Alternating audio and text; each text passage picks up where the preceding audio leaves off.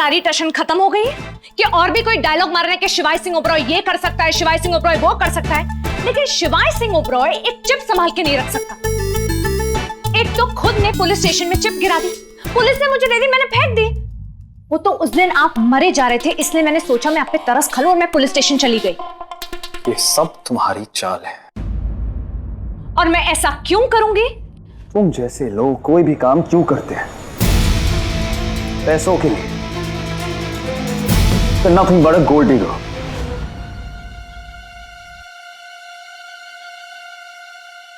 सुनार, gold digger का मतलब वो होता है जो पैसों के लिए कुछ भी कर सकती है,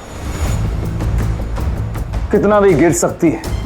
गिरे हुए तो आप, जो जबरदस्ती मेरे घर में घुसाए हैं और बकवास कर रहे हैं। निकलिए यहां से।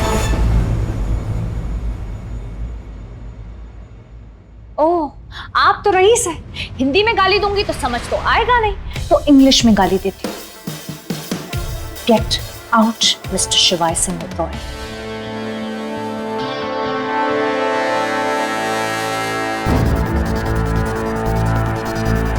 पास मत आना।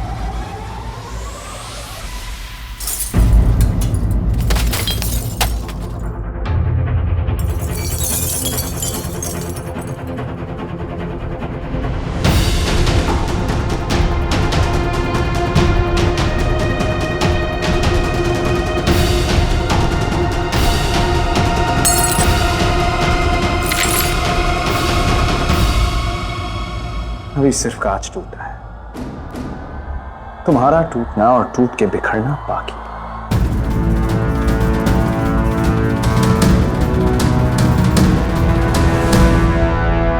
अरे अनिका, ये क्या शोर मचा रखा है?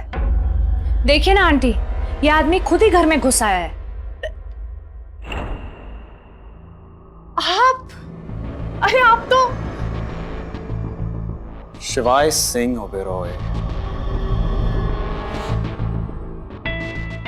अनिका, ये तो बहुत बड़े आदमी हैं, बहुत बड़े। क्यों?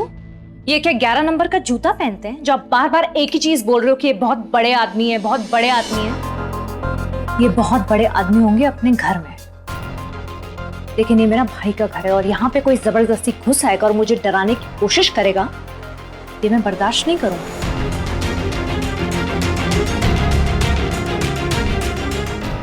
सुना जी, ये घर में जबरदस्ती घुसाए थे। ये शरीफों का मोहल्ला है भाई साहब, आप बड़े आदमी होंगे और आप ऐसे ही किसी के घर में नहीं घुस सकते।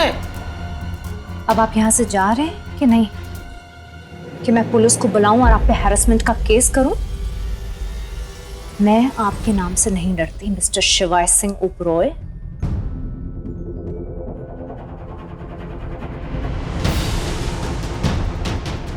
अब दोबारा किसी मिडिल क्लास लड़की पे बिकाऊ का टैग लगाने से पहले सोच लीजिएगा।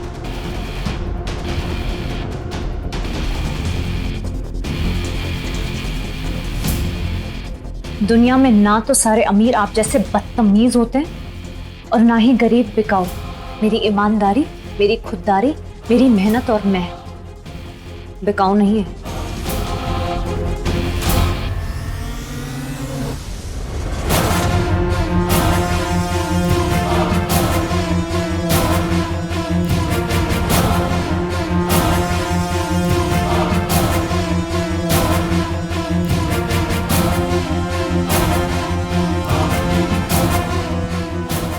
दुनिया में हर चीज बिकाऊ होती है।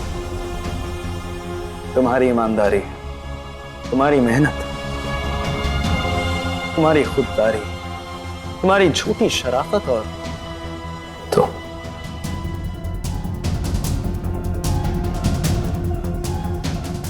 मैं इन सबको इतने सस्ते में खरीदूंगा तुम्हें तुम्हारी कीमत पता चल जाएगी। First I will buy you and then I will destroy you.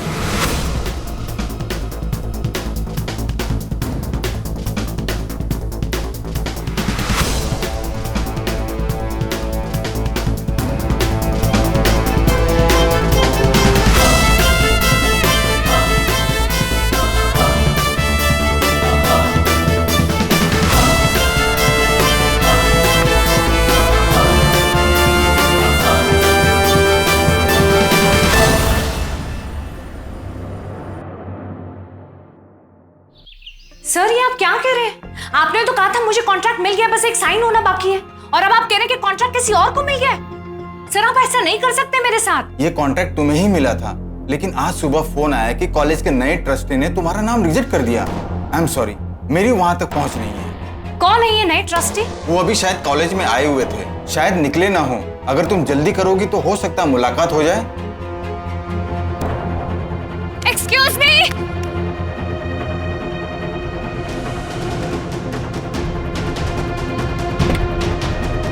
Excuse me!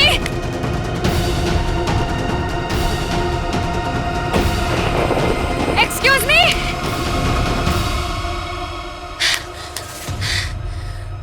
फैल गया रहता। अब क्या करूं? सर। अरे क्या बात है, इतनी परेशान क्यों? ट्रस्टी साहब मिले नहीं क्या? नहीं सर। ठीक है, उनके ऑफिस का एड्रेस मैं देता हूँ, तुम वहां पर जाकर उनसे मुलाकात कर लेना। जाकर बात करूंगी तो वो मेरी बात जरूर समझेंगे। मैडम, मैं सिटी कॉलेज से आई हूँ। मिस्टर चौधरी ने मुझे मिस्टर मुखर्जी से मिलने के लिए भेजा है। वो तो अभी आए नहीं, आपको वेट करना पड़ेगा। करूंगी। उन्हें थोड़ा टाइम लग सकता है। लगने दीजिए, वैसे भी अब उनकी बदौलत मेरे पास टाइम ही टाइम है।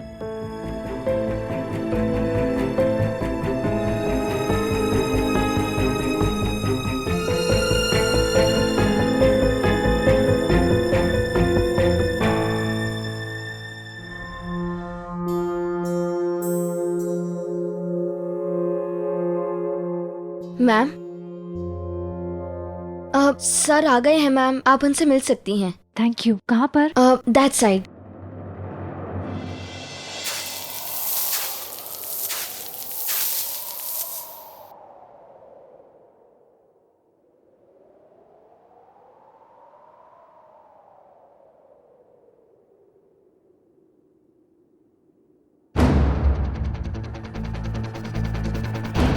ये असल था।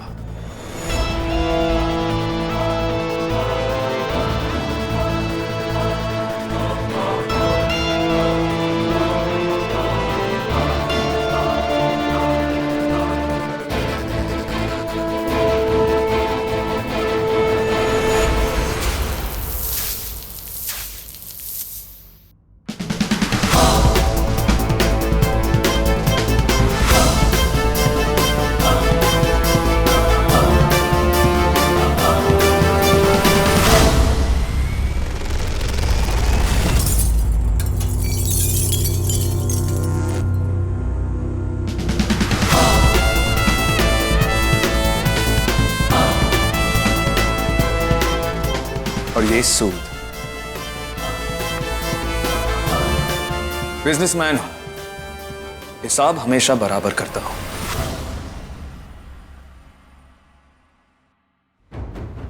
क्या हुआ? कुछ कहोगी नहीं आज?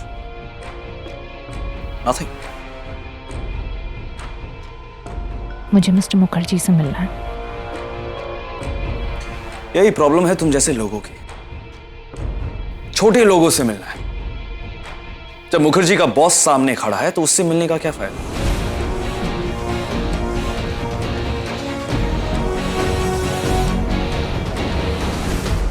क्या आपका ऑफिस है? आप इस कॉलेज के ट्रस्टी हैं? जितनी तुम दिखती हो उतनी बेवकूफ नहीं हो। हाँ, ये ऑफिस मेरा है। ये कॉलेज जहां तुम काम करती हो अब मेरा हो चुका है। जहां तुम खड़ी हो, जहां से आई हो, जहां जाना चाहती हो, ये सब कुछ मैं खरीद चुका हूं। इसका मतलब आपने मेरा टेंडर रिजेक्ट किया था। बहुत देर से समझ में आया। You know what, I was wrong. I'll take my words back. जितनी दिखती हो उससे कई ज्यादा बेवकूफ।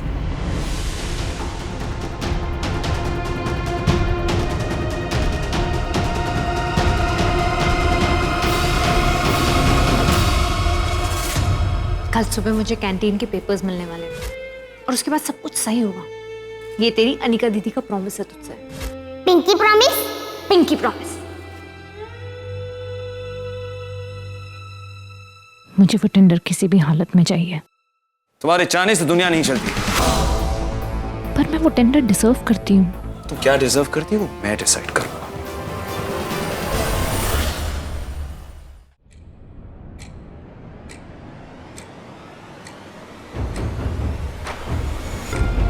किस चीज की क्या प्राइस है वो भी मैं डिसाइड करूंगा।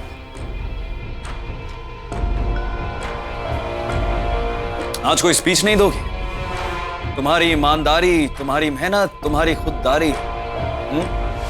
मेरी ईमानदारी, मेरी खुददारी, मेरी मेहनत और मैं बिकाऊ नहीं है।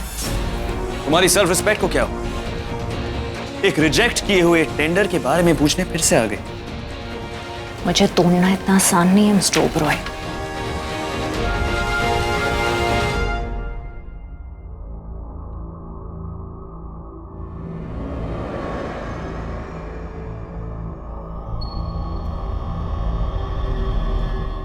उस दिन जो आपने पैसे फेंके थे उसमें से कुछ मेरी बुआ ने उठा लिए थे। तब से लौटाने के लिए लेकर घूम रही हूं। And the award for the best actor in a खुददार role goes to Anika. Surname क्या है?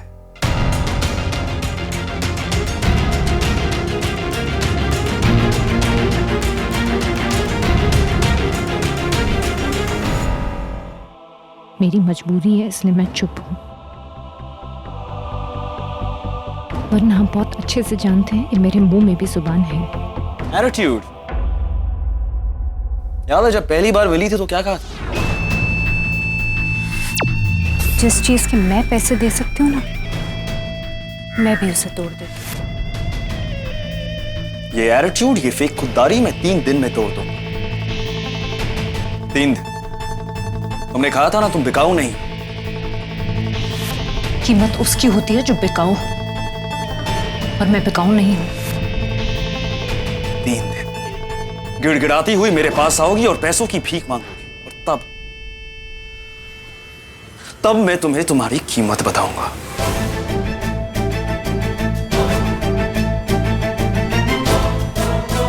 गेट आउट मिस्टर शिवाय सिंह ओबरॉय। आउट।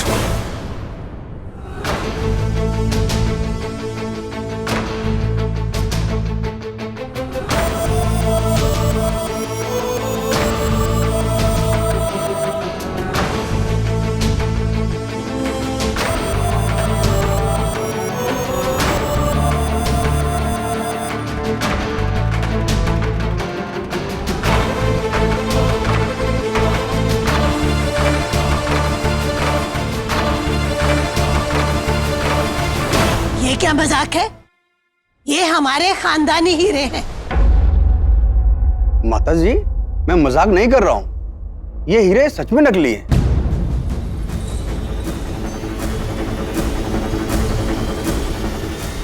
ठीक है, आप अभी जाइए, मैं आपको बाद में बुलाती हूँ। जी थैंक यू। माँ, ये तो वही खानदानी हीरे थे ना जो आपने अपनी बड़ी बहू को सेफ में रखने के लिए दिए थे। सेफ में पड़े पड़े इतने अनसेफ कैसे हो गए?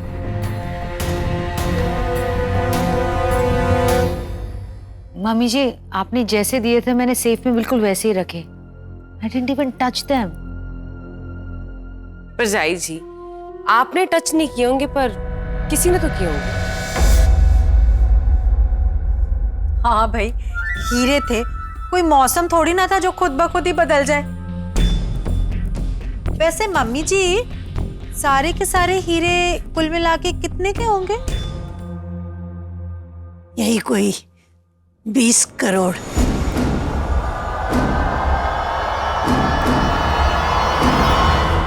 ओह माय माता, मेरी तो आवाज ही चली गई। 20 करोड़ के हीरे? जेठानी जी, कोई मामूली बात है? ठीक से सोचिए, कहाँ रखे थे, कब रखे थे? वैसे सच सच बताइएगा, उस दिन कुछ ज्यादा ही तो नहीं लगाई थी? हाँ पिंकी, मैंने सेफ में रखे थे, उसके बाद क्या हुआ आई रियली डोंट नो। पर भाभी 20 करोड़ रुपए बहुत बड़ी रकम होती है, आपको ख्याल रखना चाहिए था। मेरी तो समझ में नहीं आ रहा ये हीरे गए तो कहाँ गए। आप सब मुझसे क्यों पूछ रहे? I don't know anything. कमाल करते हो जेठानी जी, हीरे आपने रखे हैं तो हम आप ही से तो पूछेंगे ना। अब हेमा मालिनी का तो इंटरव्यू लेंगे नहीं जाकर, हैं? और किसी ना किसी ने तो हीरे चुराई है ना।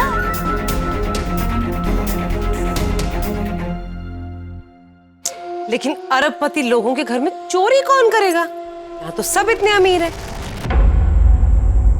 पर यहाँ तो किसी की अमीरी को ग्रहण लगा हुआ है। जिज्जी, तेज सर ने जानवी मैम को टिंग टिंग के पैसे देने बंद कर दिए हैं। कहीं इन्होंने ही तो। चुप।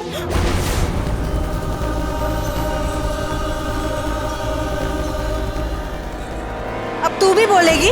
हाँ, अगर जेठानी जी के बारे में कुछ बोला ना तो मुंह में फेविकॉल डालकर ये बच्चे कुछ दांत भी चिपका देने मैंने।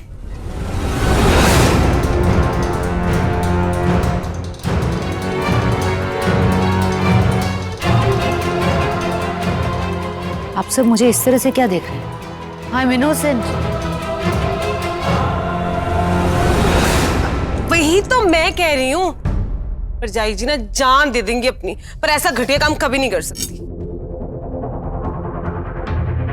पर अब हीरे मिलेंगे कैसे? तलाशी ले लेते हैं ना। अगर नकली हीरे यहाँ पे हैं तो असली हीरे भी यहीं कहीं होंगे।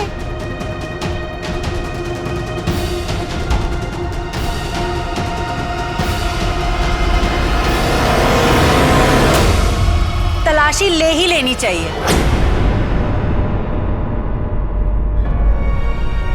आप सबको मुझ पर शक है? अगर मेरी फैमिली ऐसा सोचती है कि मैं चोर हूं, तो मेरे लिए यही बेटर होगा कि मुझे इसी वक्त ये घर छोड़ के चले जाना चाहिए। परजाई जी क्या कह रहे हो आप? अगर आप पे कोई शक करे ना, उसके मुंह में धूल। हम तो बस हीरे ढूंढना चाह रहे हैं और कुछ भी नहीं। कोई तलाशी नहीं ली जाएगी। अगर तलाशी हुई तो घर वालों का एक दूसरे से विश्वास टूट जाएगा, और विश्वास 20 करोड़ से कहीं ज्यादा कीमती है। बिल्कुल सही कहा मां। आपका दिल कितना बड़ा है, जिसने चोरी की उसे भी बचा लिया। चुप कर लो। विश्वास तो टूट गया ना मम्मी जी। कोई मुंह से कुछ नहीं कह रहा है, लेकिन सबकी आंखें बता रही है कि उन सबको मुझ पर शक है। आई एम सॉरी मम्मी जी, अब मैं इस घर में नहीं रह सकती।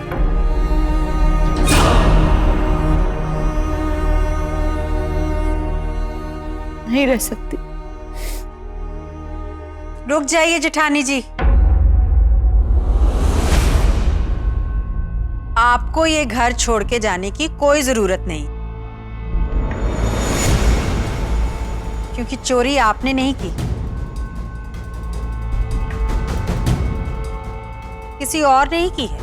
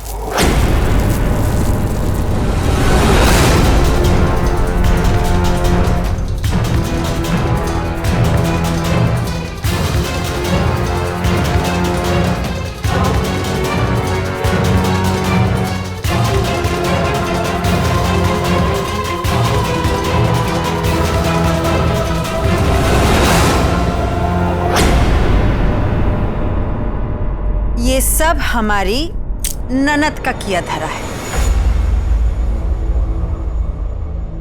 जेठानी जी, मैं झगड़ालू हूँ, लड़ाकी हूँ, जबान की भी तेज हूँ, पर हूँ तो आपकी देवरानी ही ना। आपका साथ नहीं छोड़ूंगी। गलती तेरी नहीं है रूप,